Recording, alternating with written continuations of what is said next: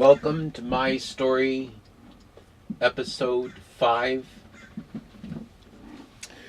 Well,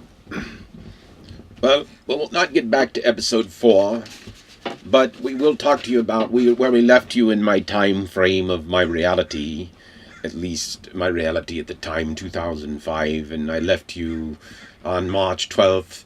Well, I left you on the way into the cuckoo's nest for the first time. I went through the cuckoo's nest more times than Jack. I got Jack surrounded on that notion. Anyway, so the thing about that is, well, I slept for 3 days, got out. But here was the point. I wanted to bring out, there's many points to this story, actually a long story. So, okay, here's the point. Let me close the door. Okay. So,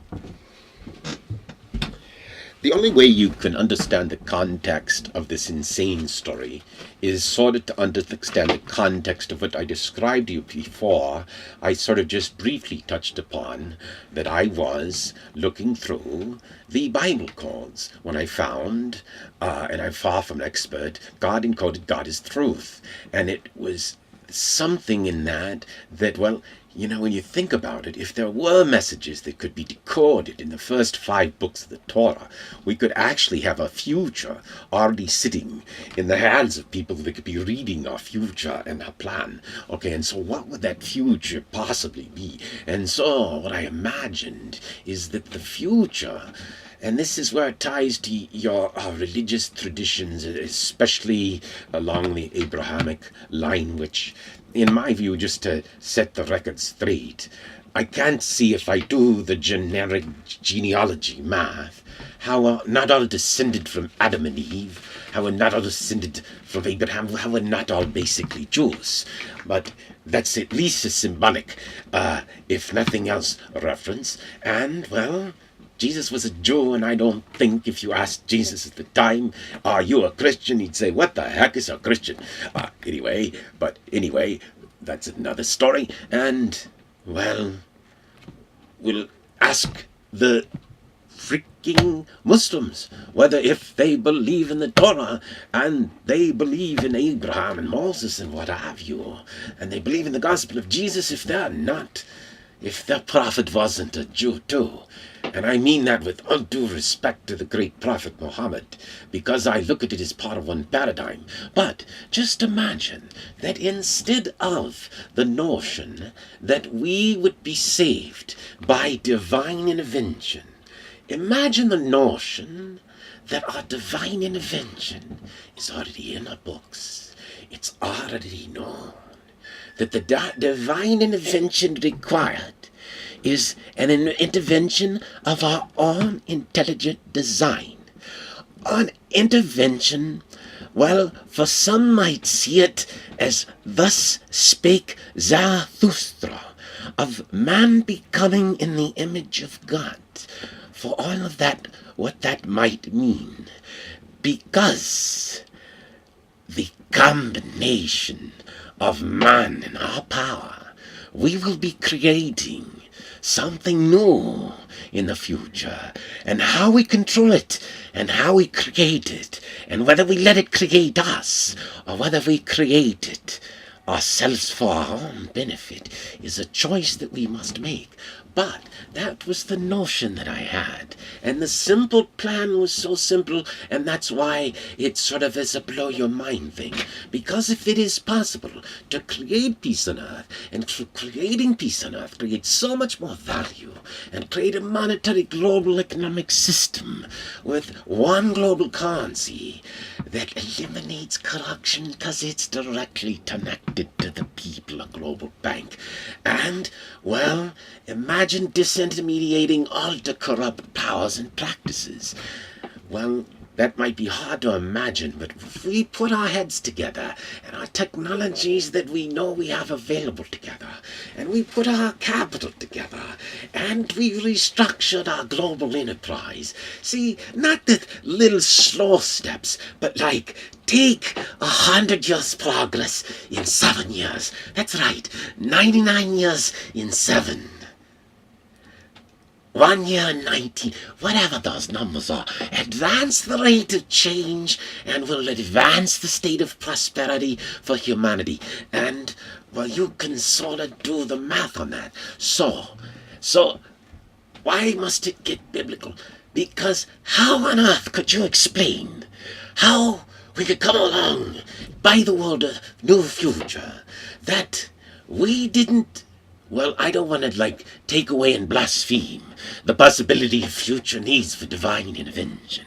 But I think our best choice is to use the intervention of our own lessons, to use the intervention of our own knowledge and teaching, of our own science, of the morality instantiated in our religion, and to use that to create a better future for all of ourselves and all of us prosperity, not just for the few, but for the many. And we will find that what's good for the many is good for the few. Now here's where I might just let's expand on these biblical paradigms. And, well, so it was sort of interesting because I asked some kids when I came out on the Ides of March 2005 what the value of California was, but I asked them, what do you do when you're Bill Gates rich? And Bill had already tipped away his hand. He took his many, many billions, said, I'll keep $1 billion for the kids, and then I'll pay it forward with the rest of it. And then he got his friend Buffett to do the same. But there's many like-minded billionaires, and they would easily direct their capital better if we monopolized charity and directed it to building humanitarian enterprises that were better delivering technologies and better delivering advancement of prosperity and lifestyles of at least the well-fed around the world. And so, well, you'll find that it can't be done with just the rich, but it needs the power of nations, because actually when you do the math, a lot of it is still controlled and owned by what were communist nations. But let's get down to the point. Okay, I talked about Ayn Rand, but see, what she had was a limited going struck vision. But Atlas would never shrug, and the smart Atlases, all the time with an internet, would get their minds together and would say, what if we put our capital together? What if we put our enterprises together? What if we put our intellectual property together? What if we built our best roadmaps without worrying about who had what patent and what have you? Because we're advancing technology for the state of all mankind. And, well, we could build things for the rich at such a pace that within a year, something we build that might be only available to a billionaire could start to become a billionaire, available to the middle class, and then another 2 years or 5 available to the poorest and other, because technology, well, it's just mind, it's just cold and sand, and lots of machines and a few little jumps. But, well, there's lots of things that we can do to improve our world better, by process change too, by eliminating governments and creating one enterprise of us. But see, here's the question. You see, in Ayn Rand's vision that, well, anointed the greatness of individuality, which you must never lose.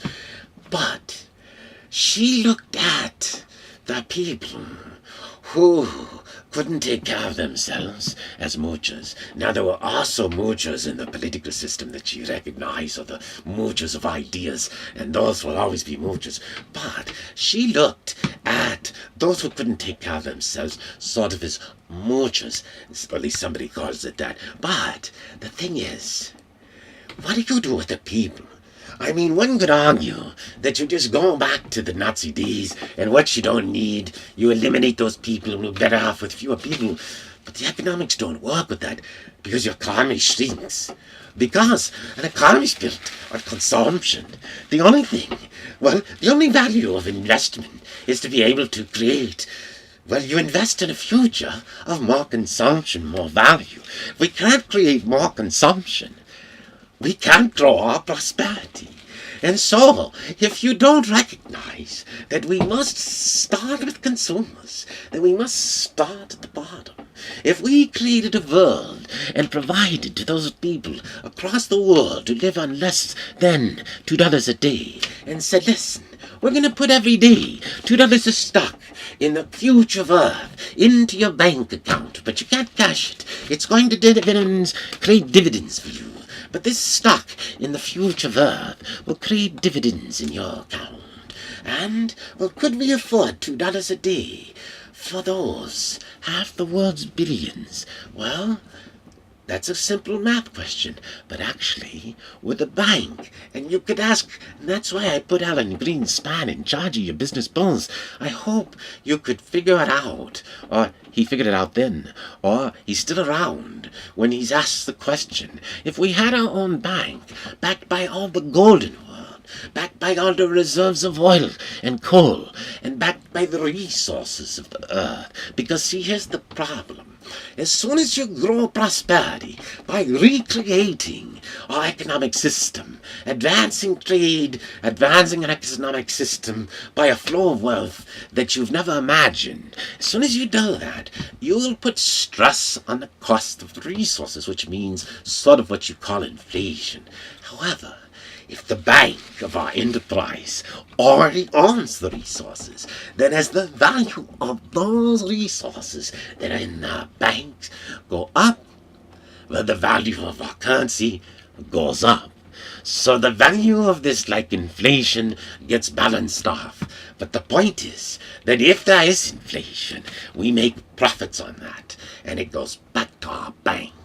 And the point is, we have to buy the world first for the people, because it wouldn't be just for the rich to buy the world for themselves and say, well, you could pay off the people, but see, we got to pay off the people well, because the thing you'll find is when the people do well, the people at the top get way richer, their investments go grow, and more than that, they could actually live among us without fear. Because in my world, all the guns on the planet are chopped in half. And if you want guns, they're put in hunting reserves, and they're tagged and tracked.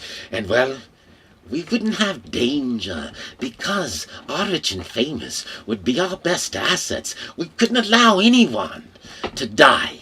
We couldn't. See, now all of a sudden, we are angels, and our stars become atlases and angels of all kinds of dimensions. And, well, we must protect our stars from the top to the bottom. And we will see the sanctity of the message. That to kill an innocent person, to kill a single innocent person, is as if you killed all mankind. How can anybody conduct any war?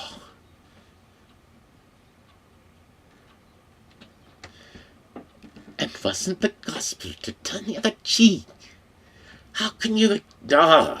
See, we look at the lessons and we say, I don't know, we say because there was war all over the Bibles we were meant to war. They were all over the Bibles because those were our practices. But that was because that was the practice. We must kill. The only war worth killing is the only war that is just as the war, and that's the war in the battlefield, in the boardrooms, between the rights and the lefts, between ideas that are in conflict. But if you get to the round of the right and left, you'll see them as a yin and a yang. They can't survive without each other. The top would destroy itself if it continues to gather wealth at the top of the pyramid, because the pyramid will collapse upon itself. And a pyramid built strong from the bottom can grow infinitely, and the top will infinitely achieve its reach to the stars.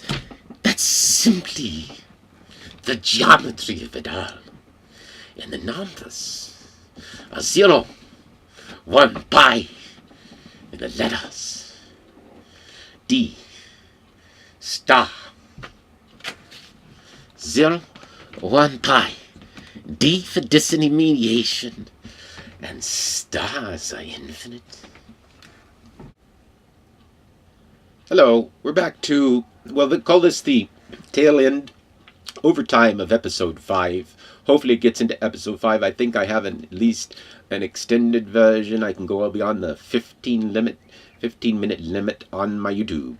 Okay, so here's what I wanted to just point out, because we started talking about it and I wanted to finish. We talked about the gospel of Jesus and what was the most important thing, and we were talking about the only just war is the war on war, and that from the beginning of time, my philosophy, my belief was, and if I think you look at your book, from the beginning of time, we were destined to achieve peace on earth. The question is, do we achieve that from divine intervention, or has God already intervened and, well, he given us the power to save ourselves? And so, in terms of war, how could you have war at all if you were turning the other cheek? And that's why I think you have to look at all of our religious teachings not as a broad spectrum of all truth, but you have to look at it as a pyramid of truth, as what are higher truths and what are bigger truths and what are littler truths and what are lies,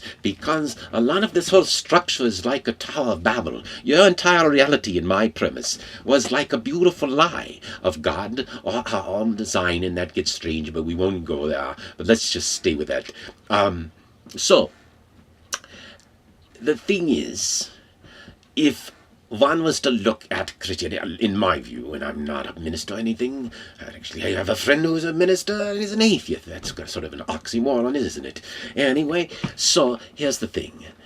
I think the primary thing is turn the other cheek, okay? As long as you're turning the other cheek, you're not fighting, okay? Secondary thing is, hey, do unto others if you have them, do unto you.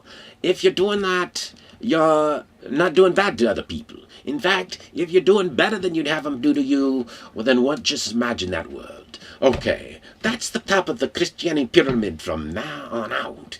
It's all part of it, but these are interesting stories. How does a rich man get to heaven? Well, how does a rich man get to heaven? It's as difficult as flying your camel through the eye of a needle. But we talked about last part of the beginning of this episode, we've talked about Bill Gates. Well, you get a rich man through heaven by paying it forward. For a rich man to see beyond the wealth of the world as we know it, to the greater wealth of the greater humanity, of the greater possibilities of us, which is the true instantiation of man becoming God in the image of God. That is our path to our future. And Jesus, well, if he was symbolically or reality the Son of God, then he was the best image we would have known. And so, they said, the meek shall inherit the earth. Well, how was the meek going to inherit the earth? And that's why it tied to my Atlas Shrugged plan.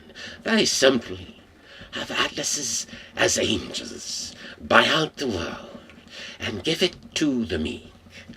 Now Jesus said, and I learned this from a minister in Disneyland, and it was very impressive. I'd heard it before, that when Jesus returned, he would separate between the meek